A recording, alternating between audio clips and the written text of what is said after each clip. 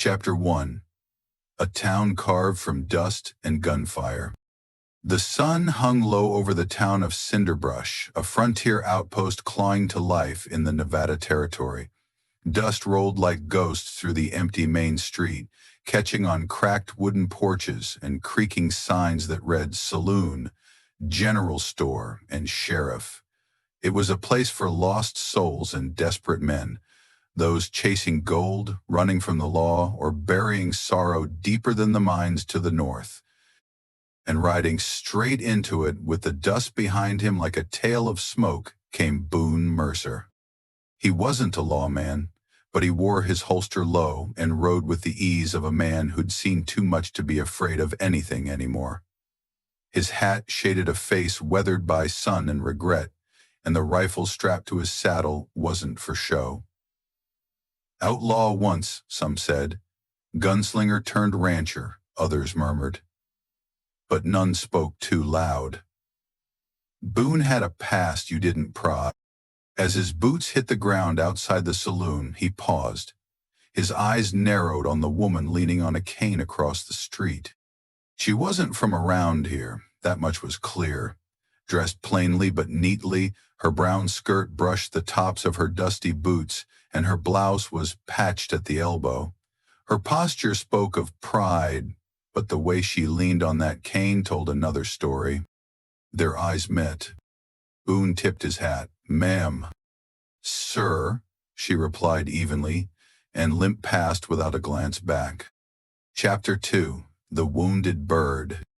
Her name was Eliza Hart. She had arrived 2 days earlier on the freight wagon that also carried flour and dynamite. Most folks dismissed her as another broken woman come west to disappear, but Boone knew better. She held herself too straight, her eyes too sharp, the kind of woman with secrets and scars. He found her again behind the boarding house, trying to hammer a loose plank into the chicken coop with one leg barely able to bear her weight. "Need a hand?" he asked, watching as she winced, cursed, and dropped the hammer. "I need a new leg," she muttered, then turned. "I didn't ask for help." Boone knelt, picked up the hammer. Sometimes life doesn't wait for asking. Her jaw tightened, but after a moment, she stepped back and let him work. "You always fix things for strangers?" she asked. "No, just when they look like they need someone to believe in them." Her eyes flickered. "You don't know me." "I don't need to." He drove the last nail with practiced strength. "But you're limping like someone who got thrown down hard and stood back up anyway. I respect that." She said nothing, but she didn't walk away. Chapter 3. Trouble Comes in Boots.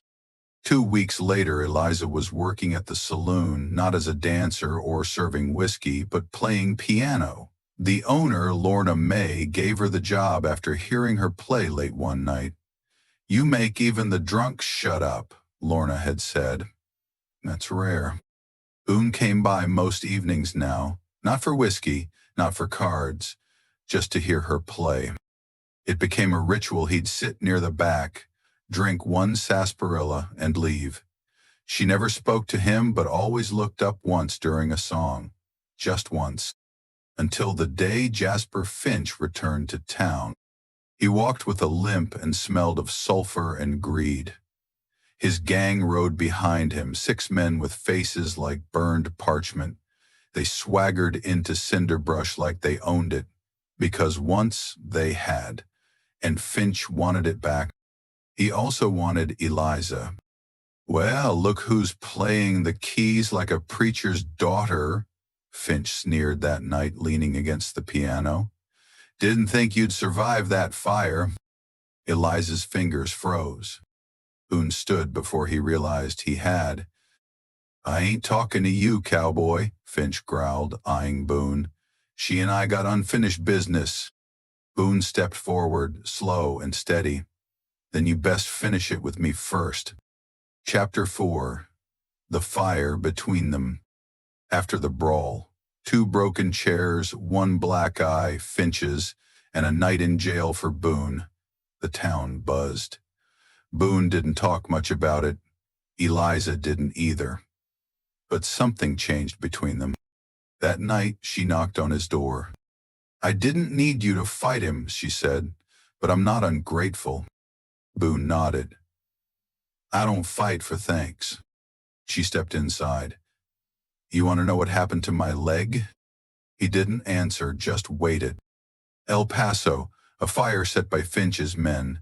I was running medical supplies to a group of wounded Apaches. He thought I was selling them guns. I tried to get the wagon out. It exploded. Killed 2 kids. Took my leg. Boone's jaw clenched. "He thinks you're dead?" He hoped. "You going to run?" Her eyes burned. "I came here to stop running." Boone nodded once. "Then I'll stand with you." Chapter 5. Dust and Gunpowder. Finch wasn't the sort to let things lie. Within days, he began leaning on shopkeepers, threatening the sheriff, even torching a barn just outside town. He wanted control, and Eliza. Boone tried to rally the townsfolk, but most were too afraid. "I've seen what fear can do," Eliza said one night as they stood outside the schoolhouse. "But I've also seen what one brave man can inspire." Boone looked at her. "I ain't brave, just tired of letting monsters win. Then we'll be tired together." She touched his hand, and something in him shifted. The hard shell around his heart cracked. Just a little.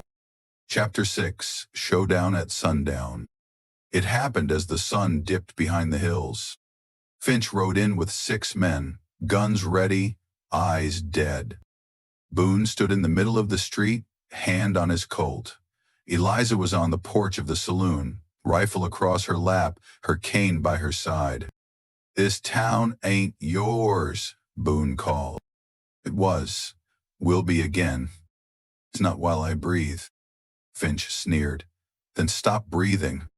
The first shot rang out, and Eliza took down one of Finch's men before the echo faded. Boone dropped another with a single bullet. The townsfolk, hidden in windows and behind barrels, began to fire. It was chaos, smoke, screams, dust, then silence. Boone stood swaying, blood on his sleeve. Eliza limped to him, panting. Finch lay dead at their feet. "You're hit," she said, panic rising. "Just a graze," Boone muttered. She wrapped her arms around him. "You stayed." "And did you." Chapter 7. Redemption Rides in Quiet. Weeks passed. The town began to breathe again. Boone healed. Eliza taught music to the children. The saloon reopened with a new name, the Phoenix. One evening, Boone asked her to walk with him to the ridge outside town. They watched the sun dip low, painting the desert gold. "I'm thinking of building a home here," he said. She looked at him. "You already have." He turned to her. "Eliza Hart, would you build it with me?" She touched the scar on his hand, then her own leg. "We're both broken." He smiled. "Then we fit together." She kissed him softly, the wind swirling dust around their feet. In Cinderbrush, where law once bent to fear and love was a luxury, 2 wounded hearts stood in defiance of it all, whole again, not because the past was forgotten, but because they had chosen each other in spite of it.